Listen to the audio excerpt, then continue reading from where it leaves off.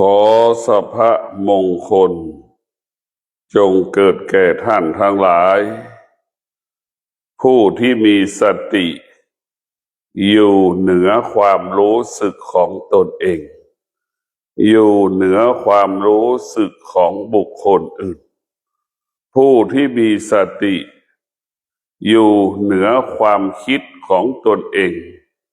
อยู่เหนือความคิดของบุคคลอื่นบุคคลที่มีสติเปรียบเสมือนจ็อกกี้สิ่งที่เรารู้สิ่งที่เราสัมผัสเปรียบเสมือนม้าเราควบคุมสิ่งที่เรารู้เท่าทันสิ่งที่เรารู้เราจึงเกิดคำว่าปกติท่านทั้งหลายสิ่งที่เรารู้สิ่งที่เราสัมผัสสิ่งที่กระทบสิ่งเหล่านี้เรียกว่าอนิจจังทุกขังอนัตตามันปรากฏเกิดขึ้นแล้วมันก็เปลี่ยนแปลงแล้วมันก็แปรสภาพไปตามกาลเวลาบุคคลที่มีสติสุขไม่มีค่าทุกข์ไม่มีค่าท่านทั้งหลายไม่มีสิ่งใดที่มีค่าสำหรับคนที่มีสติสิ่งที่มีค่าสำหรับบุคคลที่มีสติก็คือความสงบความสงบเป็นสิ่งที่มีค่าสำหรับผู้ที่มีสติรู้ว่าความสงบเป็นบ่อเกิดแห่งปัญญารู้ว่าความสงบเป็นบ่อเกิดแห่งธรรมหัวใจบุคคลใดมีความสงบแล้วหัวใจบุคคลผู้นั้นก็จะเห็นธรรมได้ง่ายดังเช่นคนอ่านหนังสือคนเดินอ่านหนังสือกับคนนั่งอ่านหนังสือย่อมแตกต่างกันฉันใดคนที่มีความสงบย่อมรู้ความจริงย่อมเห็นความจริงย่อมเข้าถึงความจริงท่านทั้งหลายพิจารณาว่าบุคคลที่มีความสงบนั้นมีโอกาสรู้ความจริงเข้าถึงความจริงตรงกันข้ามบุคคลที่หรือบุคคลที่มีจิตไม่สงบมีจิตที่ไม่สงบไม่มีโอกาสเข้าถึงความจริงไม่มีโอกาสรู้ความจริงจนถึงที่สุดไม่รู้ความจริงเพราะฉะนั้นความสงบเป็นแก่นแห่งธรรมภาคปฏิบัติเพราะฉะนั้นพวกเราทั้งหลายความสงบเป็นแก่นของธรรมภาคปฏิบัติถ้าจิตไม่สงบกายไม่สงบธรรมะไม่เกิดถ้ากายสงบเมื่อไหร่จิตสงบเมื่อไหร่ธรรมะถึงจะเกิดพวกเราทั้งหลายความสงบจึงเป็นพื้นฐานของจิตความสงบเป็นพื้นฐานของกายของเราใช่ว่าจิตเราต้องการความสงบใช่ว่ากายเราต้องการไม่ใช่ว่ากายเราไม่ต้องการความสงบทั้งกายทั้งจิตมันต้องการความสงบเสมอเหมือนกันหมดเช่นกายมันเจ็บป่วยจิตก็เป็นทุกข์พวกเราทั้งหลายกายเจ็บป่วยหรือจิตเป็นทุกข์เพราะกายเป็นบ้านของจิตพวกเราต้องพิจารณาถ้ากายกับจิตเนี่ยมันเกิดความสงบเมื่อไหร่ธรรมะก็จะเกิดขึ้นในท่ามกลางความสงบนั่นแหละดังพระพุทธเจ้าได้ตรัสรู้ธรรมอยู่ในท่ามกลางความสงบในพวกเราทั้งหลายเพราะนั้นความสงบเป็นสิ่งที่มีค่าเป็นสิ่งที่มีความหมายเป็นสิ่งที่มีความสำคัญต่อธรรมะภาคปฏิบัติธรรมะภาคปฏิบัตินั้น เบื้องต้นคือให้กายวาจาใจเราสงบเมื่อกายวาจาใจสงบเดินย่างก้าวขวาย่าง100 ครั้งเราก็สามารถกำหนดได้100 ครั้งซ้ายย่าง900 ครั้งก็สามารถกำหนดได้แม่นยำ100 ครั้งกำหนดยกเท้าขวา100 ครั้งเราก็สามารถกำหนดแม่นยำได้100 ครั้งนี่แหละพวกเราทั้งหลายจิตที่สงบจิตนั้นจะเป็นหนึ่งสิ่งอื่นๆไม่สามารถเข้ามารบกวนเราได้จิตที่สงบเปรียบเสมือนน้ำมันในพวกเราทั้งหลายจิตที่สงบเปรียบเสมือนน้ำมันความไม่สงบเปรียบเสมือนน้ำท่านทั้งหลายต้องเอาน้ำมันกับน้ำผสมกันเอาน้ำเทใส่ในแก้วครึ่งแก้วแล้วก็เอาน้ำมันไปใส่ในแก้วอีกครึ่งให้มันเต็มแก้วน้ำจะอยู่ข้างบนแน่พวกเราทั้งหลายน้ำมันจะอยู่ข้างบนน้ำจะอยู่ข้างล่างเราพิจารณาดูว่าน้ำอยู่ข้างล่างน้ำมันอยู่ข้างบนความสงบจะเป็นผู้ควบคุมอารมณ์ของเราเห็นไหมว่าน้ำมันเปรียบเสมือนความสงบน้ำมันขุ่นก็คืออารมณ์ของเราได้พิจารณาว่าชีวิตของเรานั้นต้องประกอบไปด้วยธรรมธรรมะภาคปฏิบัติคือให้เรามีสติรู้สึกตัวให้เรามีสติรู้สึกตัวเช่นเช้านี้เราจะตื่น6 โมงเช้า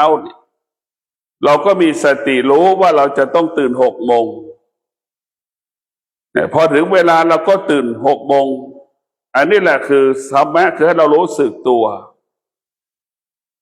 ถ้าเรารู้สึกตัวนี่เราก็จะเป็นไปตามที่เรากำหนดที่เราไปกำหนด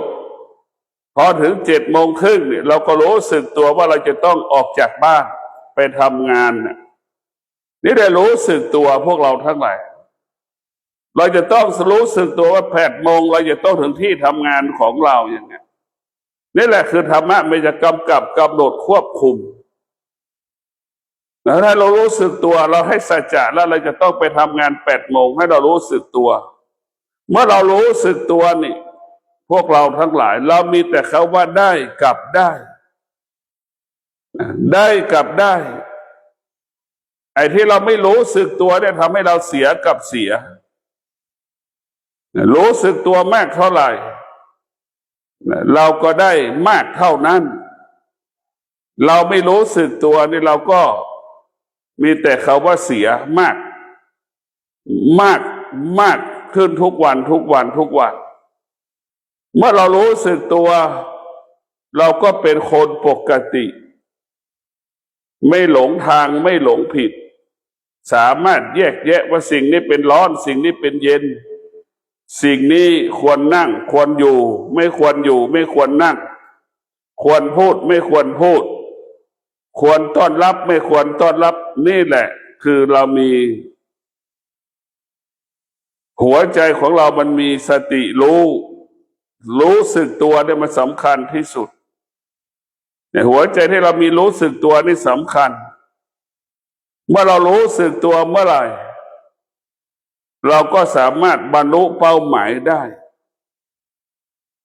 พระพุทธเจ้าบอกให้เราการว่ารู้สึกตัวนั่นแหละคืออยู่กับปัจจุบันรู้สึกตัวอยู่กับปัจจุบันทุกวันเมื่อเรารู้สึกตัวมากจิตเราก็ละเอียดมากคำว่าไม่ดีไม่มีแต่คำว่าดีทวีคูณขึ้นทุกวันเมื่อเรารู้สึกตัวมากเท่าไหร่ความละเอียดปราณีตสุขุมรอบคอบก็มากทวีคูณมากเท่านั้นรู้สึกตัวมากเท่าไหร่ความละเอียดปราณีตทวีคูณขึ้นมากเท่านั้นเพราะฉะนั้นพวกเราทั้งหลายผู้ที่มีสติ จะเป็นผู้ที่รู้สึกตัวนะตั้งแต่นายกรัฐมนตรีเป็นผู้มีสติก็จะเป็นผู้รู้สึกตัวตลอดกาลเวลาในพวกเราทั้งหลายนายกรัฐมนตรีคนไหนไม่รู้สึกตัวนี่ก็ท้ายสุดก็จะถูกประชาชนขับไล่นายกรัฐมนตรีคนไหนรู้สึกตัวตลอดเวลาเนี่ยย่อมเป็นที่รักของประชาชนเมื่อเรารู้สึกตัวก็ทำตามความเป็นจริงตามที่ประชาชนต้องการนั่นแหละธรรมะของพระพุทธเจ้าให้เรารู้สึกตัวหากเราไม่รู้สึกตัวทำอะไรไปแล้วบริหารบ้านเมืองตามใจตัวเองตามใจตัวเองเกิดประโยชน์กับกลุ่มคณะของตนเองท้ายสุดเราก็ถูกขับไล่ออกจากการเป็นนายกรัฐมนตรีนี่แหละพวกเราทั้งหลายถ้าเรารู้สึกตัวจะรักษาตำแหน่งหน้าที่การงานของเราได้รักษาชีวิตของเราได้จะรักษาชีวิตของเราดังเช่นบุคคลที่จะมาเป็นนายกรัฐมนตรีในวันที่8 กุมภาพันธ์นี่พระนายกว่าที่นายกคนใหม่ต้องมีสติรู้ทั่วถึงพร้อมรู้ทั่วถึงพร้อมเรียกว่ามีสติรู้สึกตัวทั่วถึงพร้อมความต้องการของประชาชนอันดับแรกเราจะพัฒนาได้แก้ปัญหาอันใดให้กับประชาชนอันนี้แหละคือหัวใจของการพัฒนาประเทศโดยเฉพาะความยากจนของคนในชาติเนี่ยเป็นหัวใจสำคัญที่สุดในพวกเราทั้งหลายประชาชนส่วนมากก็เป็นประชาชนที่อยู่ในภาวะที่ยากจนเราสามารถแก้ไขปัญหาความยากจนของชนในชาติได้นายกรัฐมนตรีก็อยู่ในหัวใจของประชาชนในพวกเราทั้งหลายและบุคคลที่มีสติทำตามความเป็นจริงทำตามความเป็นจริงทำความจริงให้ปรากฏเกิดประโยชน์เป็นประโยชน์ต่อประชาชนนี่คือหัวใจของการพัฒนาประเทศของเราธรรมะของพระพุทธเจ้าเป็นทั้งเพื่อเรียกว่าเป็นธรรมะภาคปฏิบัติให้เกิดผลตามความเป็นจริงดังนายกรัฐมนตรีที่มีสติจะคิดพูดและกระทำตามความเป็นจริงเพื่อให้ประชาชนพ้นทุกข์เพื่อให้ประชาชนนั้นมีกินอันนี้คือเป็นสิ่งสำคัญที่สุดแต่พวกเราทั้งหลายเราต้องพิจารณาธรรมะของพระพุทธเจ้านั้นอย่าได้เชื่อสิ่งที่พระพุทธเจ้าพูดอย่าได้เชื่อพระไตรปิฎกอย่าได้เชื่อสิ่งที่พ่อแม่ครูบาอาจารย์สอนให้เชื่อความจริงที่เกิดจากการปฏิบัติให้เชื่อเรื่องการปฏิบัติเรามนุษย์ทั้งโลกเกิดมารู้ด้วยการฟังเรียกว่ารู้ด้วยหูรู้ด้วยตารู้ด้วยการอ่านหนังสือพวกเราทั้งหลายรู้ด้วยปากได้สนทนาวิชาชนาธรรมอันนี้รู้ด้วยปากรู้ด้วยหูรู้ด้วยตาก็ไม่เท่ากับรู้ด้วยการปฏิบัติผู้ที่ปฏิบัติธรรมเหมือนได้ชิมรสชาติมะม่วง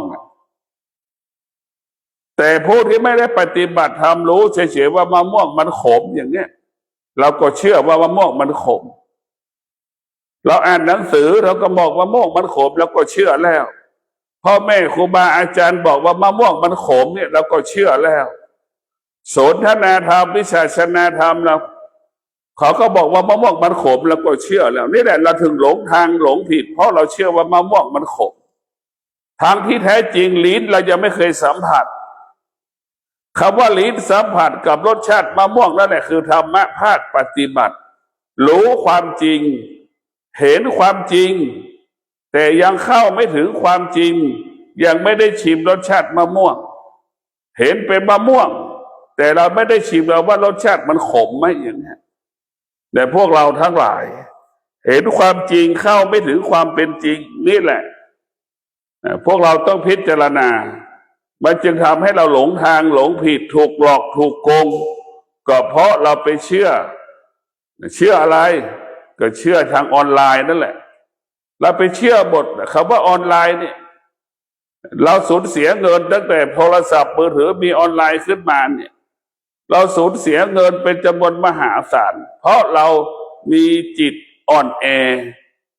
เมื่อเราจิตอ่อนแอเราจะเชื่อทุกสิ่งทุกอย่างตาเห็นก็เชื่อหูได้ยินก็เชื่อไปพูดเจรจาก็เชื่อหมดเนี่ยมันจึงทำให้เรานั้นถูกหลอกถูกโกงไปวันๆแต่ละวันคนในชาติเราถูกหลอกถูกโกงเพราะเรามีความอ่อนแอของทางจิตเราไม่ได้ฝึกฝนเราก็จะเชื่อไปหมดนะขอให้พวกเราได้พิจารณารู้ความจริงแต่ไม่เคยเห็นความจริงไม่เคยรู้จักความจริงดังเรากินเหมือนเรากินมะม่วงอย่างนี้ต้นมะม่วงเรายังไม่รู้จักแต่รู้จักแต่ลูกมะม่วงแต่พวกเราทั้งหลายมะม่วงก็มีทั้งหวานทั้งเปรี้ยวอีกเราก็ยังไม่สามารถเลือกแล้วว่าอันไหนหวานอันไหนเปรี้ยวอีกเนี่ยรู้ยังเข้าไปถึงตัวรู้นะพวกเราทั้งหลายพวกเราต้องมีสติฝึกฝนจิตอบรมจิตแต่เราต้องมีสติพิจารณาโดยเฉพาะเวลานี้ประชาชนทั้งประเทศได้มีโอกาสได้เลือกตั้งสมาชิกสภาผู้แทนราษฎรเนี่ยเราต้องมีสติพิจารณาให้มากที่สุดอย่าเชื่อสิ่งที่เขาพูดเราต้องเชื่อสิ่งที่เขากระทำมาแล้วในอดีตว่าพรรคไหนเป็นความจริงบ้างพรรคการเมืองมีกี่พรรคเราต้องพิจารณาว่าพรรคไหนที่ทำให้เราเป็นประโยชน์เกิดประโยชน์ต่อชีวิตเราที่มันเกิดประโยชน์ต่อประชาชนของเราเราต้องพิจารณาเอาความจริงเป็นที่ตั้งเราจะได้ใช้ความคิดเราจะใช้ความรู้สึกความคิดความรู้สึกเป็นเรื่องอนาคตความคิดความรู้สึกก็เป็นเรื่องของอดีตปัจจุบันที่สำคัญที่สุดนะปัจจุบันอย่างที่สำคัญที่สุดว่าเวลานี้พรรคการเมืองที่ก่อตั้งมาทำสิ่งใดที่เป็นประโยชน์เกิดประโยชน์ต่อประชาชนมากเนี่ยให้เราก็พิจารณาเอาความจริงเป็นที่ตั้งเอาความจริงเป็นที่สุดเราต้องพิจารณาอย่าเชื่อคำพูดเหมือนเราเชื่อคำพูดเหมือนเราเชื่อหนังสือนั่นแหละมะม่วงมันขมนี่เราก็จบแล้ว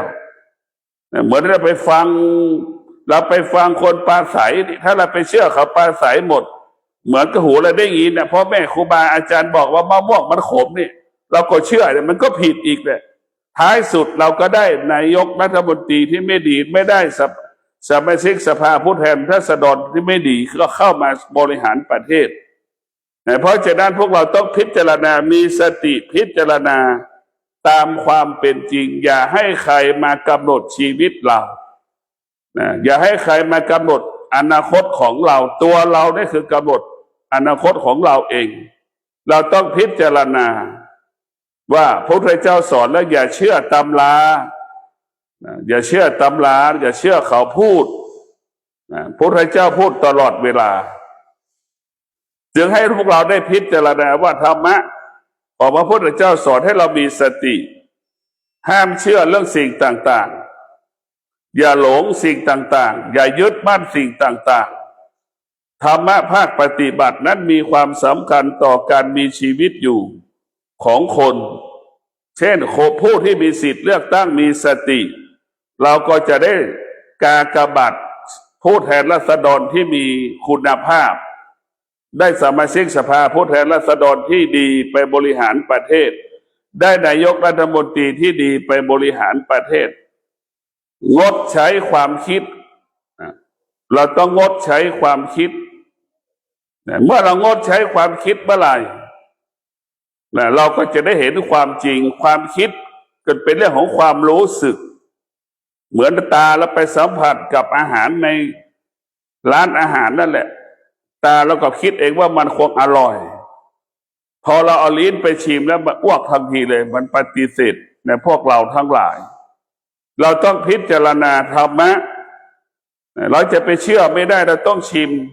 เนี่ยเราถูกตาแล้วมันหลอกเรามาทั้งชีวิตหูของเราก็หลอกเรามาทั้งชีวิตเนี่ยเป็นความจริงแค่เสียงเนี่ยเราก็หลงไหลในเสียงเสียเงินเป็นเท่าไหร่เนี่ยพวกเราทั้งหลายสแกมเมอร์เนี่ยเราก็ถูกมันหลอกมาตลอดเวลาเนี่ยเป็นความจริงแค่เสียงตัวลักษณะไหนเราก็ไม่เห็นรูปร่างหน้าตาอันไหนเราก็ไม่เห็นได้ยินแต่เสียงเนี่ยพวกเราต้องพิจารณาเพราะเราต้องพิจารณาความจริงมาเป็นเช่นนี้บุคคลที่มีสติคิดสิ่งใดก็เป็นความจริงพูดสิ่งใดก็เป็นความจริง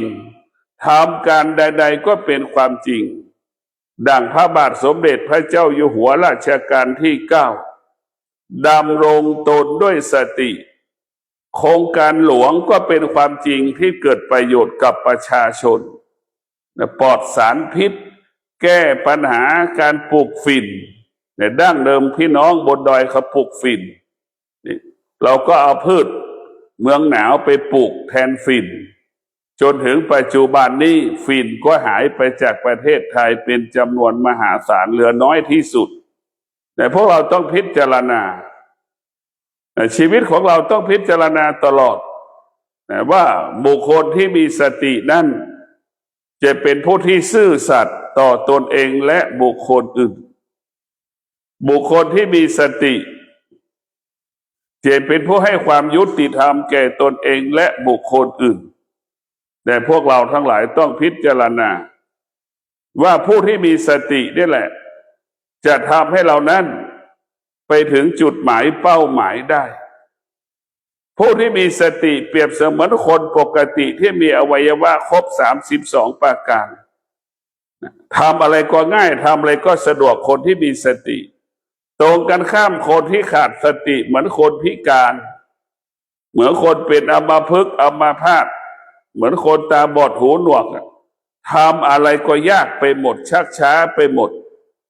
นี่แหละพวกเราทั้งหลายจะแตกต่างกันว่าคนที่มีสติเหมือนคนปกติมีอวัยวะครบ32ประการจะทำอะไรก็ง่ายสะดวกดังใจปรารถนาคนที่ขาดสติทำอะไรก็ยากทำอะไรก็ลำบากเราประสบปัญหาอยู่ตลอดเวลาคนที่มีสติจะแก้ปัญหาก็ง่ายพวกเราทั้งหลายแก้ปัญหาก็ง่ายพัฒนาสิ่งใดก็สะดวกสบายสำลิดผลผู้ที่มีสตินี่สำคัญที่สุดนะท่านทั้งหลายสติได้เป็นบ่อเกิดแห่งธรรมทั้งหลายสติจะเป็นบ่อเกิดแห่งธรรมเมื่อเราต้องการความสำเร็จเราก็ต้องมีสติให้มากที่สุดเรียกว่ามหาสตินั่นแหละคือมหาเศรษฐีเรามีสติมากเราก็ร่ำรวยมากมีสติน้อยก็รวยน้อยมีสติน้อยก็มีกินมีใช้นะท่านทั้งหลายต้องพิจารณาว่าการมีสตินั้นมีสติมากเราก็ได้มีกินมีใช้มากได้โปรดพินิจพิจารณาคนที่มีสติมากนี่แหละจะเป็นคนที่อดทนมากคนที่มีสติมากก็เป็นคนที่มีวิริยะภาคเพียรมากคนที่มีสติมากก็จะละสิ่งที่รู้สิ่งที่สัมผัสสิ่งที่กระทบได้ง่ายไม่สะสมสิ่งที่เรารู้แต่พวกเราทั้งหลายผู้ที่มีสติสตินี้ไปใช้ในธรรมะภาคปฏิบัติรู้แล้วเพื่อละถ้าสตินั้นไปใช้ในการประกอบอาชีพการครองเรือนบุคคลที่มีสติก็จะร่ำรวยด้วยทรัพย์สมบัติอุดมสมบูรณ์ไปด้วยปัจจัยสี่อุดมสมบูรณ์ไปด้วยข้าวของเงินทองทรัพย์สมบัติเครื่องอำนวยความสะดวกแต่ผู้ที่ปฏิบัติธรรมมีสติก็จะละสิ่งที่รู้ละสิ่งที่รู้ตลอดกาลเวลาในท่านทั้งหลาย ละสิ่งที่รู้ปล่อยวางสิ่งที่รู้ทุกวันนี้เราขาดสติสะสมสั่งสมสิ่งที่เรารู้เหมือนโกดังเก็บของนะเต็มไปหมดวัตถุสิ่งของต่างๆทุกคนขาดสติทุกคนขาดปัญญาจึงสะสมสั่งสมสิ่งที่ไม่ใช้ก็ยังเก็บไว้อยู่จะให้เขาก็เสียดายเนี่ยหัวใจที่ขาดสติหัวใจที่ขาดปัญญาจึงสะสมวัตถุสิ่งของต่างๆที่ไม่ใช้ก็ยังเก็บไว้อย่างเงี้ยพวกเราต้องพิจารณาธรรมะภาคปฏิบัติรู้แล้วก็ปลดเปลื้องสิ่งที่เรารู้ออกให้หมดสิ้นเพราะมันรู้ว่าสิ่งที่เรารู้มันไม่เที่ยงมันรู้ว่าสิ่งที่เรารู้มันไม่เที่ยงพวกเราต้องพิจารณาตลอดกาลเวลาเวลานี้พวกเราจะเป็นอย่างยิ่งต้องงดใช้ความคิดถ้าเราใช้ความคิดเราจะถูกหลอกถูกโกงเหมือนคนพูดไปแล้วไปเชื่อเขาหมดท้ายสุดเราก็ถูกหลอกเนี่ยพวกเราทั้งหลายเราพูดเราเองพูดยังพูดความจริงไม่หมดคนอื่นก็เช่นเดียวกันพูดความจริงไม่หมดมันก็หลอกเราก็ถูกมันหลอกอีกนี่แหละคือเราไม่รู้จักเราต้องคิดถึงตัวเองว่าเราเคยพูดความจริงไหมถึงแม้พูดความจริงหมดไหมเชื่อว่าทุกคนพูดความจริงไม่หมดเราไปเชื่อเขาเราก็ถูกเขาหลอกเสียเงินเสียทองเสียตัวเสียทุกเวลาเสียทุกสิ่งทุกอย่างแต่พระพุทธเจ้าถึงห้ามเชื่อมงคลตื่นข่าวเพราะฉะนั้นพวกเราต้องมีสติในการดำเนินชีวิตแต่ละวันเราจะต้องมีสติให้มากที่สุดการดำเนินชีวิตของเรามันจะประสบความสำเร็จได้เพราะสตินี่แหละจะเป็นพ่อค้าก็จะได้ร่ำรวยเพราะเรามีสติเราจะเป็นผู้ปฏิบัติธรรมเราก็ได้เป็นผู้เห็นธรรมก็เพราะสตินี่แหละเราจะได้บรรลุธรรมก็เพราะสตินี่แหละพวกเราทั้งหลายหนี้ทั้งหลายจะหมดสิ้นไปจากการที่เราก่อหนี้มีหนี้จะหมดไปเพราะเรามีสติเมื่อเราขาดสติเราก็มีหนี้มีแต่หนี้ก็จะเพิ่มขึ้นเรื่อยๆเมื่อเรามีสติหนี้ก็น้อยลงท้ายสุดเราก็ไม่มีหนี้ก็เพราะนั้นธรรมะภาคปฏิบัติเป็นสิ่งสำคัญให้เราเชื่อเรื่องการปฏิบัติจริงประพฤติจริงปฏิบัติจริงสำคัญที่สุดคือให้อยู่กับความเป็นจริงให้เรารู้สึกตัวนี่สำคัญที่สุดถ้าเรารู้สึกตัวมากเท่าไหร่เราก็จะชีวิตเราก็มั่นคงมากเท่านั้นชีวิตเราก็ปลอดภัยเท่านั้นชีวิตเราก็งดงามมากเท่านั้นพวกเราทั้งหลายรู้สึกตัวได้เป็นประโยชน์รู้สึกตัวได้เกิดประโยชน์เป็นประโยชน์ต่อการมีชีวิตอยู่ถ้าคนทุกคนรู้สึกตัวทุกคนก็จะไม่ถูกหลอกไม่ถูกโกงจะไม่ถูกกิเลสมันหลอกจะไม่ถูกคนมีตัวมีตนหลอกทุกวันเราไม่รู้สึกตัวน่ะเราหลอกตัวเราเองหมดไม่มีใครหลอกเราถ้าเราไม่เชื่อเขาเราก็ไม่ถูกเราหลอกเราถูกเรานั่นแหละเราหลอกตัวเราเองเนี่ยเราคิดเองเองคิดแทนคนพูดเราเนี่ยทำให้เราเป็นทุกข์เพราะตรงนี้ให้เราลำบากเพราะตรงนี้แหละจึงฝากให้พวกเราได้พิจารณาว่าธรรมะคำสอนของพระพุทธเจ้าบอกให้เรามีสติให้เราอยู่กับความเป็นจริงสติเท่านั้นจะทำให้เรารู้ความจริงเห็นความจริงสติเท่านั้นจะทำให้เราอยู่กับความเป็นจริงสติเท่านั้นจะทำให้เรานั้นอยู่เย็นเป็นสุขมีกินมีใช้ก็เพราะสตินี่แหละครอบครัวอบอุ่นมีความสุขก็เพราะสตินี่แหละเราทำงานแต่ละวันประสบความสำเร็จก็เพราะสติแต่เราทำงานแต่ละวันมีกินมีใช้เพราะเรามีสติสติจึงเป็นบ่อเกิดคำว่าอุดมสมบูรณ์ดังผู้ปฏิบัติธรรมมีสติในการปฏิบัติธรรมก็อุดมสมบูรณ์ด้วยศีลสมาธิปัญญา เนี่ยอุดมสมบูรณ์ไปด้วยศีลสมาธิปัญญาบุคคลที่มีสติไปประกอบอาชีพก็อุดมสมบูรณ์ไปด้วยทรัพย์สมบัติปัจจัยสี่ขอเจริญพร